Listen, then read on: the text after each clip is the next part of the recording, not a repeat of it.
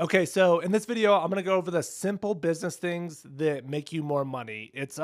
These things aren't like flashy or glamorous, but if you do these things on a consistent basis, you're gonna get more money in your pocket. It's that simple. And it could be a fair amount, to be honest. So number one, think of yourself as a business. It's not just about vanity metrics like views and followers. I see a lot of producers like get wrapped up in that stuff. And at the end of the day, YouTube is just a front end marketing tool. Like, is the only point of YouTube is to get eyeballs on you so that you can bring them into your business, like your ecosystem, and then you can stay in touch with them. The ultimate analytic and metric is dollar bills in your pocket. Every other analytic is secondary. Every analytic should support that. So like your watch time, your views, your likes and subscribers, like that should all be signaling that you have happier customers. Otherwise, like just people dropping in and dropping those are worthless, to be honest. There is no way that that makes money other than feeding your ego. So yeah, and the only point of the views and subs are to make more money. So it's stay focused on what matters. Number two, be a salesman. You're like, the way I look at it is like, you're not going out and hunting customers. Like you're not going out and like trying to find them, but you're more like a fisherman who's like throwing out bait and you're trying to attract them. And once you attract them, you close the deal. So it's way easier. It's just not time efficient or a good use of your time. You should be working on something scalable, especially like you're going to be so limited. It's cool early, but don't spend too much time in that phase, and definitely don't have that be like your end all be all. And then like, yeah, after that, so once they've reached out to you, like once they've like gone for the bait of like that, just like posting a cool beat, basically that like cool posts, like, but beats basically. They're interested in your beats to purchase. So once they've reached out to you, it's like the more contact points, the better. So maybe they reach out to you, you follow them on Instagram, you just like their post. Maybe they make a purchase or they reach out to you. Like, and a lot of what I'm talking about here is for exclusive beat sales, which usually are like the big ones that are worth it. Like for example, I've probably had between 3 to 4 people this year purchase $10,000 in exclusive beats. So like those types of people, you can't stay in contact with every single customer. Maybe the one who makes a lease once, you're like, oh, thank you. Maybe I have an automated thank you email and that's all I do. But the ones who are like making serious purchases and investing like a serious amount of money into their music, those are the ones that you want to like work with, like, and kind of stay connected to. So like I said, if they post their music on their story, send the fire reaction. If they make a feed post, like comment like this is dope. So yeah, sometimes, I mean, if you want, you can check in like, hey man, how's the music been going? Just be a regular human and just like be proactive, reaching out. You'll capitalize more on those customers, those like high value customers, the like meaningful, high impact customers. So, and then number 3 is like, be cool even if you're desperate. So if someone reaches out to you like, hey, is this beat for sale? Like, is it available exclusively or whatever? Even if like there's been times in the past where like when I just got started and I really needed the money and I was like, this has got to come through. You just don't give off that desperate energy. It's going to turn people away. It's like a used car salesman or like a door-to-door salesman that's like way too pushy. It's going to decrease your odds of making a sale, and you need those odds increased because you are desperate. Yeah, it's just like, be cool. Don't like push it too much.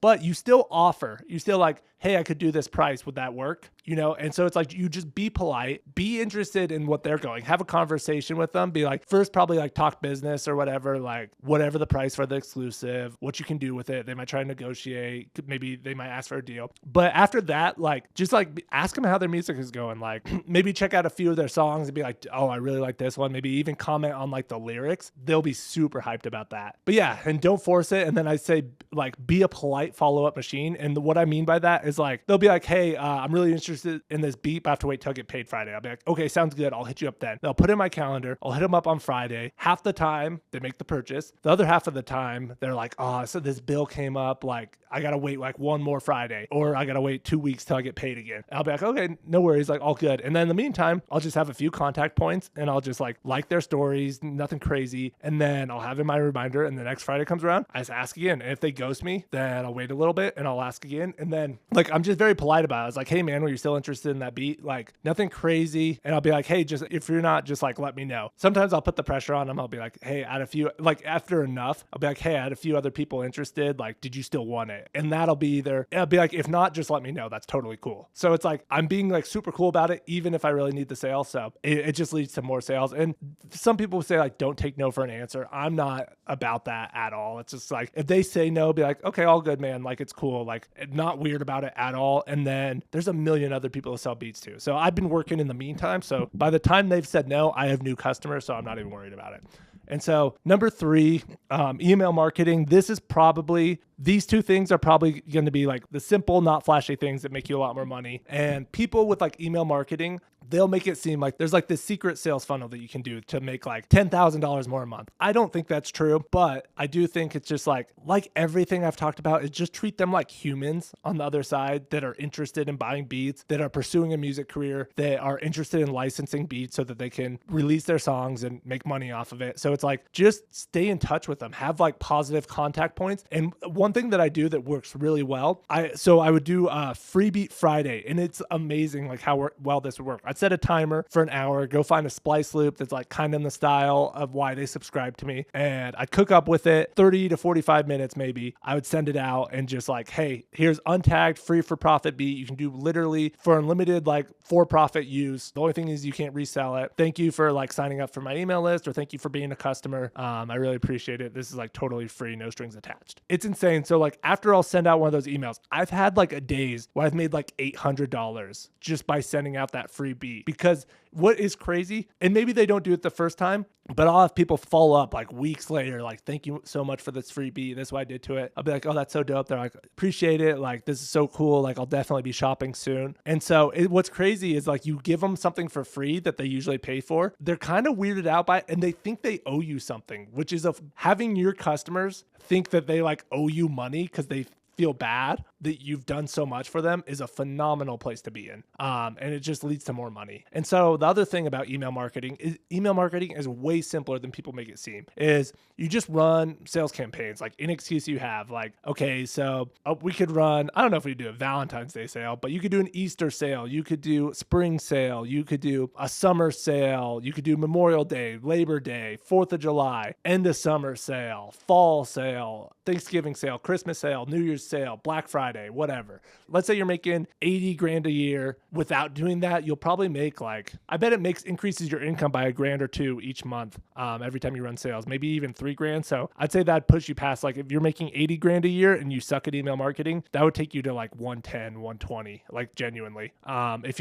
you like are on it all year round, it can be huge. It could be, you could probably get to the point where your YouTube channel that just isn't that important just through email. As long as you're making stuff people care about. Number 4 is build a community. Just like be a human and DMs and comments under your own video. Like, think of it like you're building a community, not that you're just like posting and you're out. So it's like respond to in the early days, especially when you have like time, respond to every single comment, and then comment on as many other people's videos within your niche as possible with like genuine compliments. I've seen channels blow up crazy fast doing this. So the reason why that works is, and they were also posting good music. So it wasn't just that, and good thumbnails and the whole thing.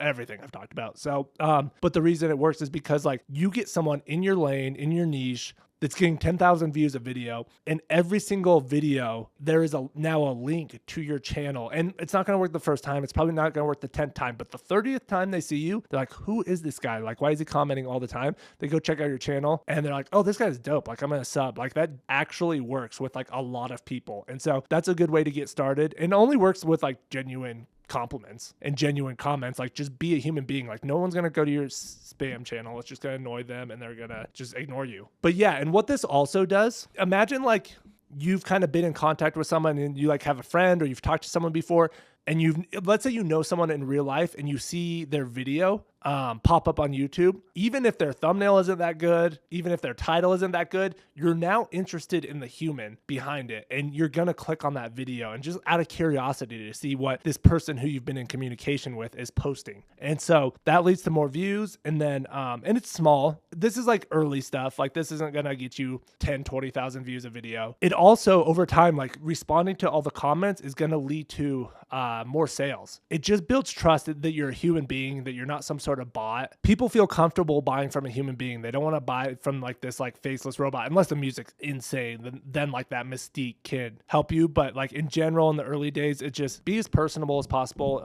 It's a subtle thing that like over time, it's like people be like, why is he making more money than me? And it's like, seems like we're like doing the same thing. It's just because like you are building a real connection with people and other people aren't. All right. So number 5, selling exclusives versus leasing. This is a question I get a lot of the time. And I actually have kind of changed my opinion on this over the years. So this is something simple in the early days that can actually make you more money. And I recommend selling exclusives early because pretty low risk. And I'll explain why in a little bit. One, just for the encouragement, it can double or triple your income early. When you make like $600 a day for the first time off music, you're like, nothing is more motivating than that. It's like a super addictive feeling. And you're like, wow, this might actually be possible to make a living off this. Like I made more than my friends who have a job, and it's just awesome. Yeah. And like, how much do you sell them for? Just do the math. So the way I always did it is like, let's say I'm posting 30 beats a month. I was posting daily early on, and I was like, if I make $3,000 a month off beats, I'd be so thrilled. So I set my price for $100 a day because I was like, I don't care if I sell every exclusive. I'm happy to do that every single day. Then like eventually I was like, okay, well I got set to 200 because I'm selling so many leases. And I was like, well, I got to do 300, so I'd make $9,000. I'd be happy with that, but I wouldn't be happy with $6,000 because I'm doing better than that leasing. And all of a sudden it's like, okay, I'd have to sell each beat for like $1,500 a day. So I just took the price off. So to loop back what I was saying earlier is why it's a low risk strategy is because multiple times I've done this. I ended up selling an exclusive for a beat that then just took off and it was doing like 4,000 views a day. I'm like, oh, I could be leasing so many beats off this one. But unfortunately I sold the exclusive. So what I did, and I probably did this 4 or 5 times, and without fail, it worked every time. So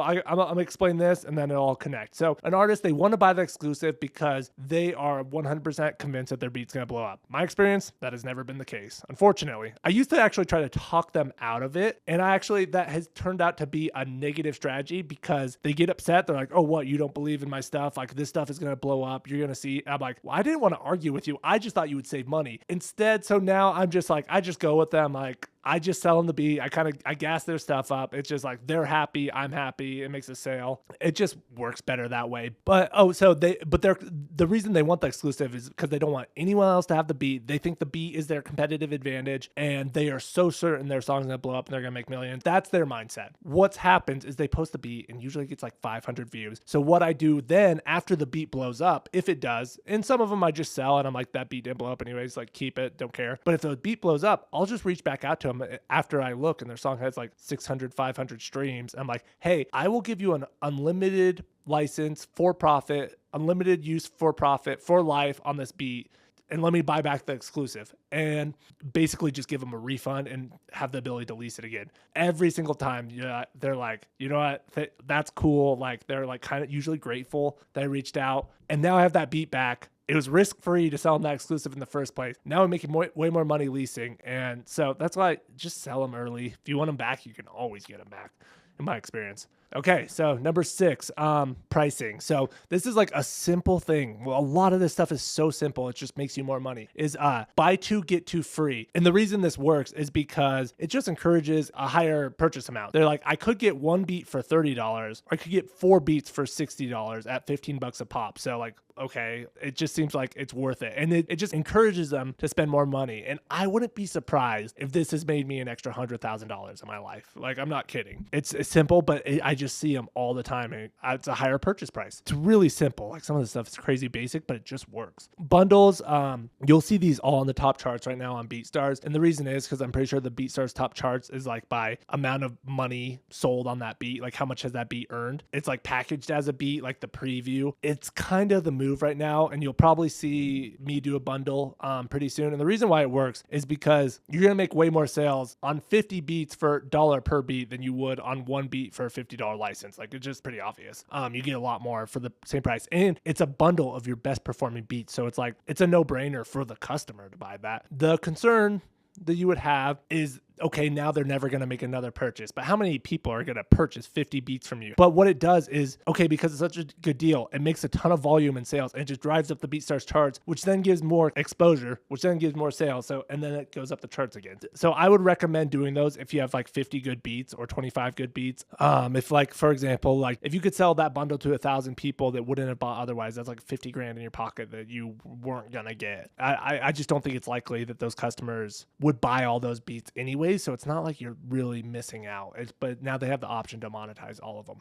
Number 7 is like do the math of like just always like, especially when it comes to like exclusives versus leasing, like how to make those decisions. Like ask yourself, like, what if I could sell 30 exclusive this month at like $100? Like most people don't even, a lot of producers that I talk with, they don't even consider it. They just kind of look around and copy people to set their prices. Yeah. And then also like it's super motivating to be like, okay, I want to make like $4,000 this month. Okay. How many views do I need? What type of beats get the most views? What can my goals be on the views front? And if I get this many views in this style of beats, I could make this much money. Okay. I need to run a sale as well to get up there. So it's like just constantly running the numbers. Most producers don't really do that. It helps you like make things more concrete and more achievable if you're just like simply thinking about it in that way. Number 8 is like just do more of what works. Like don't overcomplicate it. Like at the end of the day, keep it simple. It's like identify what styles make the most money and double down. So if you like are posting like these types of beats, like they're weekend synthwave type beats, hypothetically, and they're doing really well, just do more of them. Just find out where that ceiling is. Don't like take your foot off the gas of like, oh, I've done too many of these lately. It's like, well, not if they're working. You can't do too many of them if they're working. And kind of have like some self-awareness of like, don't completely like beat it to death. As long as it's climbing, keep doing it. But like, and I mentioned this here, don't get too much tunnel vision because it worked one time. You're staying with the same style that's been dead for like 3 years. So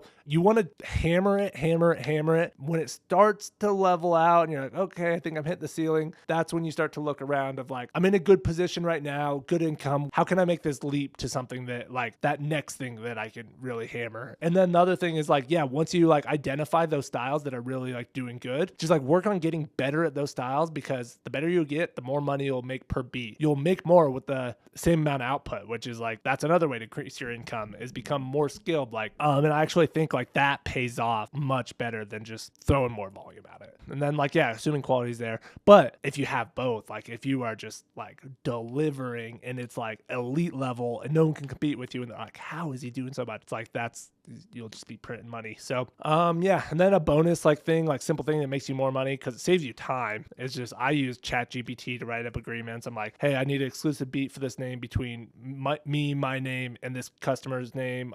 Put it today's date. These are the terms, like whatever you want, write it up, and it saves you a ton of time. So overall, those are like super simple things. Like there's not the flashy things, not the glamorous things, but at the end of the day, it just like puts more money in your pocket. It's good habits to do. And it just like, if you just make a habit of all these things, you'll just be like, oh, wow, I'm making a lot more money. Just keep it simple. Don't overcomplicate it. And, just do it consistently, and it works. So, all right, I'll see you guys in the next one.